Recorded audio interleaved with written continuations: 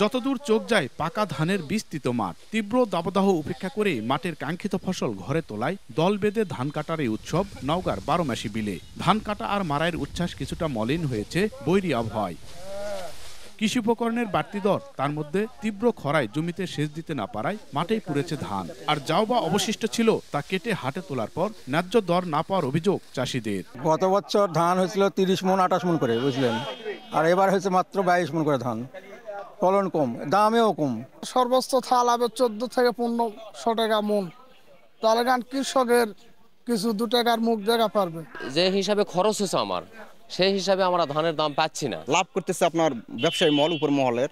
সরকার প্রতি মণ 1280 টাকা দরে ধান কেনার ঘোষণা দিলেও নওগাঁর হাটে মোটা ধান 1150 আর চিকন ধান 1250 টাকা প্রতি মণ কিনছে মিলাররা। মৌসুমের শুরুতেই ধানের বাজার নিয়ন্ত্রণের অভিযোগ ব্যবসায়ীদের বিরুদ্ধে।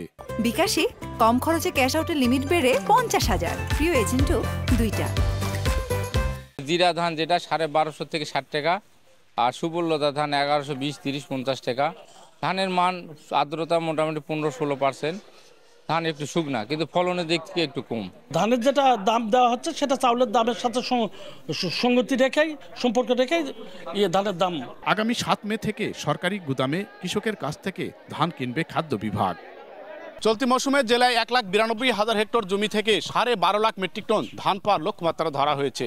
কৃষি বিভাগ বলছে এখন পর্যন্ত মাঠ থেকে 10 থেকে 12% ধান কাটা মারাই শেষ হয়েছে। নওগাঁ সরস্বতীপুর হাট থেকে এমআর রকি, সময় সংবাদ।